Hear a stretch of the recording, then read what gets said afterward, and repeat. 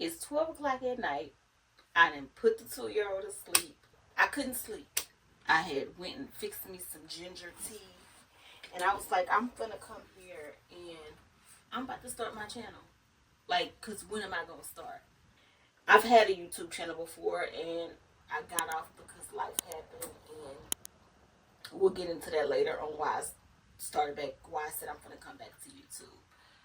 But this channel is for people who just moms, not moms, black women, white women, brown women, green women. It don't even matter who you are, but everybody can come to you for something. Especially us women who has been through a lot in life. I'm gonna speak for myself because I'm a person who's been through addiction. I've been through pill addiction. I suffered 10-year abuse of addiction. So that's just a little background about my story. But right now, life is just life, and your girl is tired. I'm exhausted. I'm overextending myself to everybody. And if this is you and you resonate with that, like, girl, tune in, sit down, go get a bottle of wine, go get a glass of wine, tune in, sit down. I've been there, okay?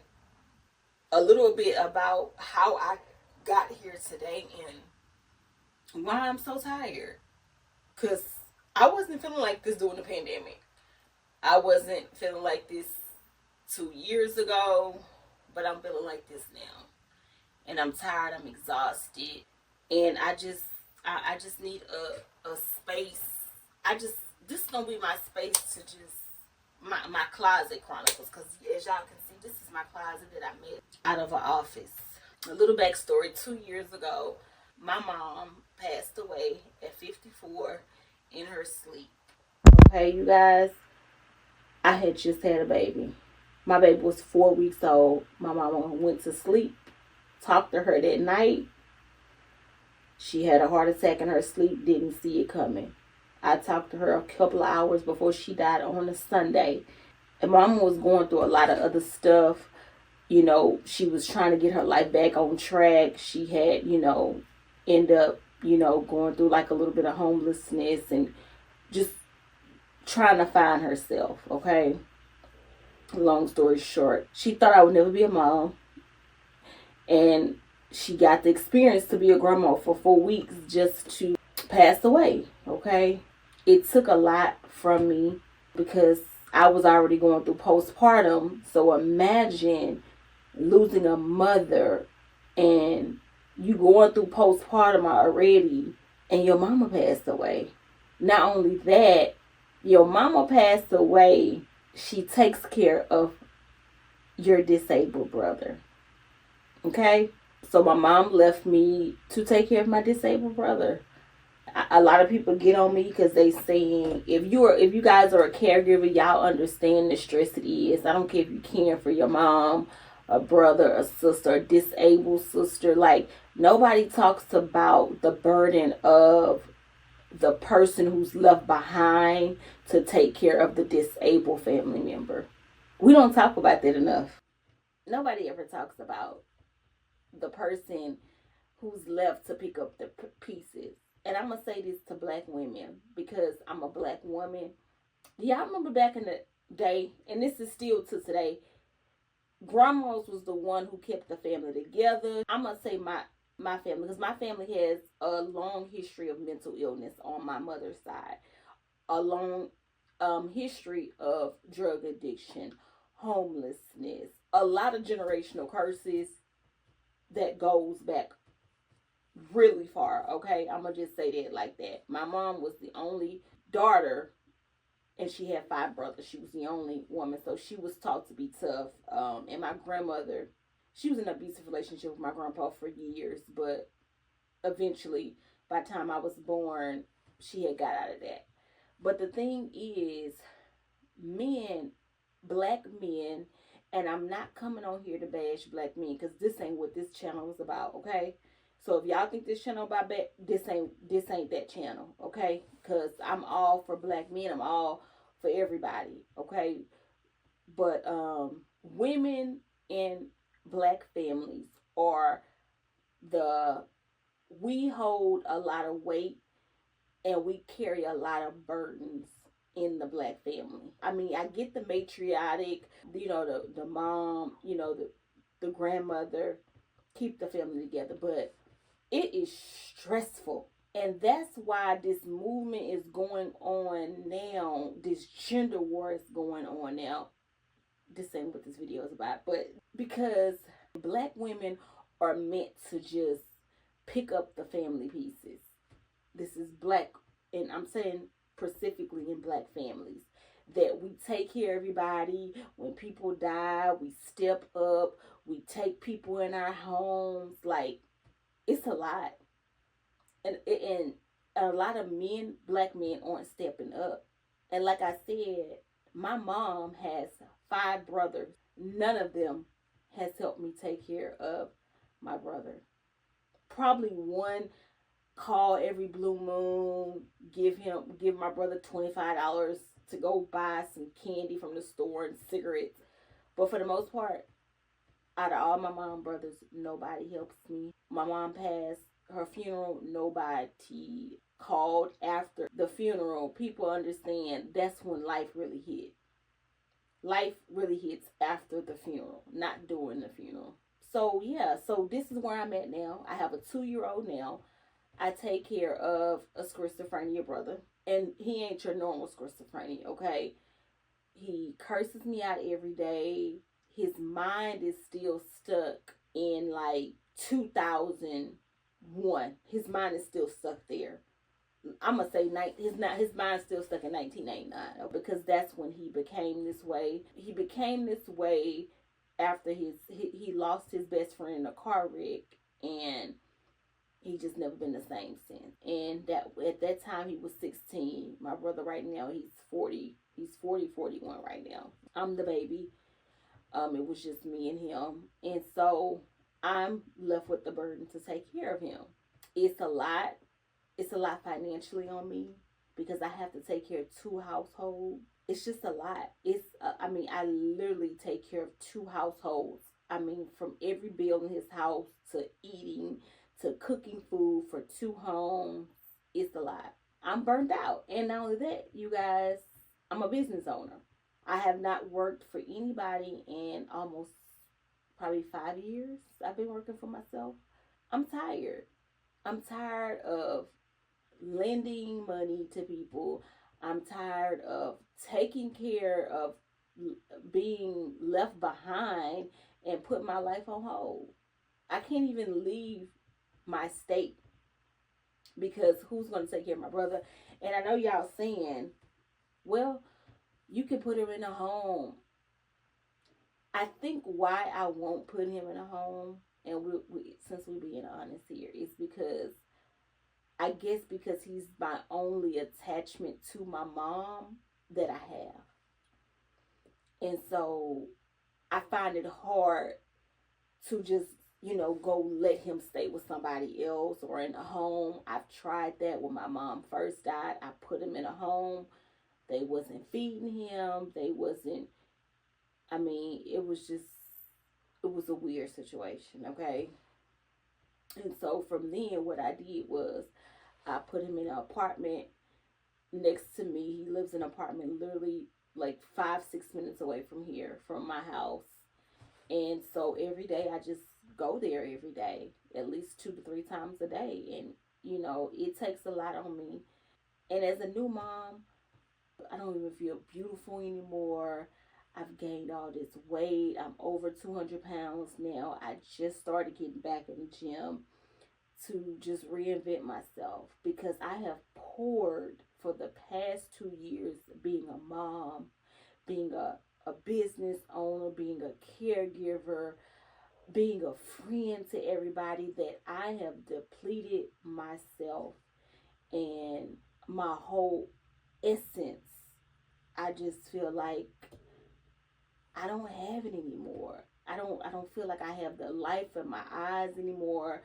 I've gained all this weight. I don't feel approachable, and it's a lot. Nobody talks about being back to yourself as a new mom, as a caregiver, and just having people around you that just don't accept accountability. Like, everyone makes excuses on, it's a lot, you guys. And I'm just trying not to cry. It's a lot. It's a lot, but if anybody watching this channel, y'all see, y'all have to not give people all of you. And I seen a post that said, you don't give to people when your glass is half full. You give people from your overflow. To this day, in October, I am still trying to understand that and giving people from my overflow. And I think the main reason why I'm an empath and I feel like I should save everybody is because I've been through addiction. I've, I've been to a mental institution, you guys. I've been homeless before. Like, I've seen it. I've seen it all. Okay, I've seen it all. So it's like you feel like it's this survivor's remorse that you feel like you should save everybody, and that God saved you from addiction and homelessness and brokenness to save people. But I'm like, at what cost though? At what cost am I saving people? Because I'm losing my essence saving people. I'm losing my essence when people don't even know the struggles that I'm dealing with, that I let myself go, that I have to get up every morning, go check on the brother who cursed me out every day, who talks to three different people in his head, and I'm just trying to be there for everybody. And I guess this is why because I can't be the only one going through this. I can't be the only one burnt out in life. I can't be the only woman that's like giving all to family members. They want to borrow this, they want to, and it's like I can't make it to where I want to be in life because I'm steady trying to bring people up with me when I'm not there yet. It just looked like I am because I have discipline. And so you feel like you owe people, but I don't. And I'm tired. I'm tired. I'm tired. I'm exhausted. I'm burnt out. And I want to just rest and not be lazy, but just live in the simplest form and just get back to myself, man. I want to lose weight. Just get back to myself. Like, find like a common. I mean, life. I know life ain't gonna be perfect, but I just want to find like a medium, a new normal medium, and that's why I'm bringing y'all on my journey just to vent, because I know I'm not the only woman going through this. No matter what you are, what color or nationality you are, I can't be the only woman feeling this way. I can't be the only woman that feels like I'm the only person that can get stuff done, because it won't get done, okay? And I'm tired of being a strong woman. Like, who told us that lie to be strong? Like, that's why we're dying early of heart disease, heart attacks. Like I was telling you guys, my mom died at 54 of a heart attack, did not see it coming. I know two other people that died in their sleep as well. Black women dying at crazy numbers from heart disease, heart problems, from stress, from being in toxic relationship, toxic family members, toxic work environments. The list goes on. And I don't want to be in that number. I don't want to be in that. I know I got to leave. I got to leave here one day, but that ain't how I want to go out if I can prevent it. I thank you guys for just tuning in with me and on this journey here. I'm going to have a lot of channels where you guys going to see me try to reinvent myself, because I don't like who I have become. I don't like that I have let everybody and family members and friends suck the life out of me. And that's my fault. I take accountability for that. That is my fault, because I didn't set those boundaries. I didn't set those boundaries.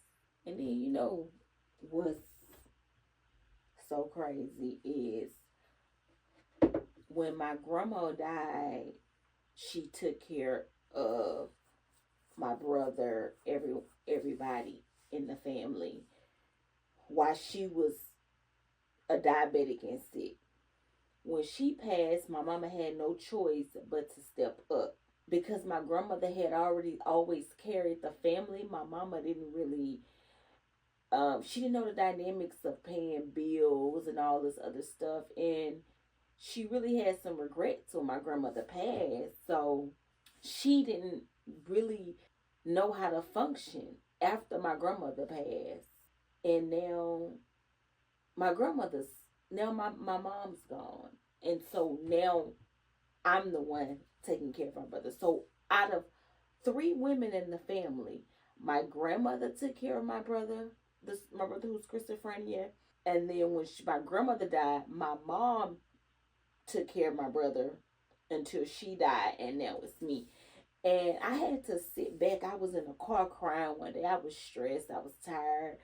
It was just a lot going on, just a lot of responsibilities. And a lady, one of the social workers, came to my brother's house, and she said, I'll never forget this day. She said, your grandmother is gone, your mama is gone, all they died very young, but your brother is gonna outlive all of y'all if you don't stop.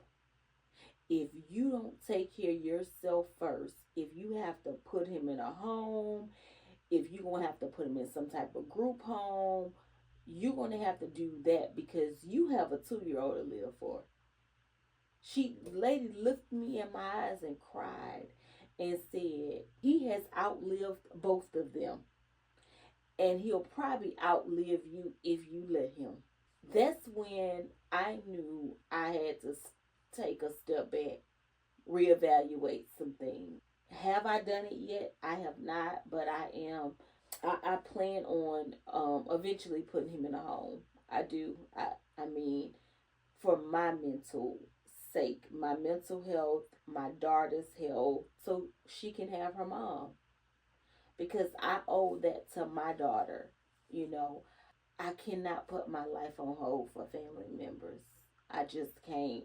And I can't let my disabled schizophrenia brother rob my daughter of having a mother, because it won't be fair to her.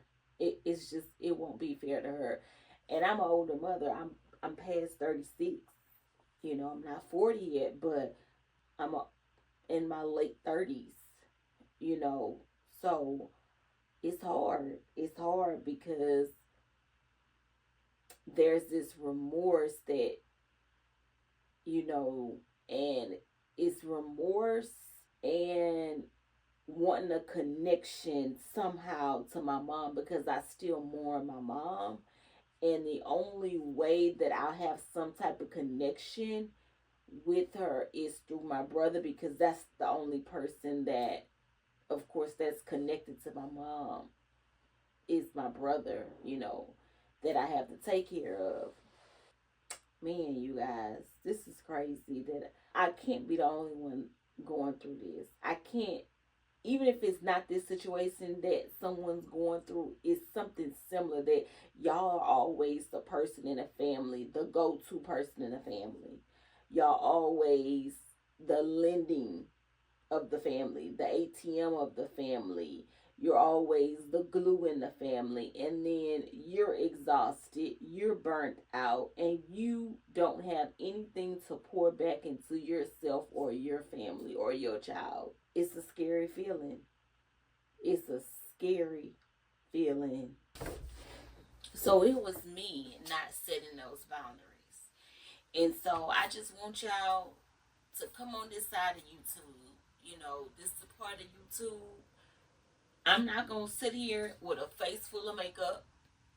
I'm not gonna sit up here and act like my life is peaches and I got this happy life and I'm slim and I got the aesthetics. That ain't what this is over here, because this is reality. This is like us women are really going through this shit. Excuse my French. Behind closed doors, we are really suffering, you guys. And I don't mean we're suffering, you know, but like we're quiet about it. Quiet is kept. You know, it's all good to get online and see the makeup tutorials, and this is my life. I make $100,000-$200,000 a year. It's inspiring to see that, but I wanted to do a channel about some raw authenticness about what's going on, about us women. Like, I ain't gonna have a face full of makeup. You ain't gonna see me with, you know, my fancy bags and all that. Mm-mm. This is life. And we all need we need somewhere to vent. We all need. And so that's why I got this channel. You guys like, subscribe, put in the comments if this video resonated with you, and just tell me how you guys coping with what's going on. If you're going through something similar, how are you guys? Give me some encouragement in the comments. I appreciate it. Love you guys. Until next time. Bye.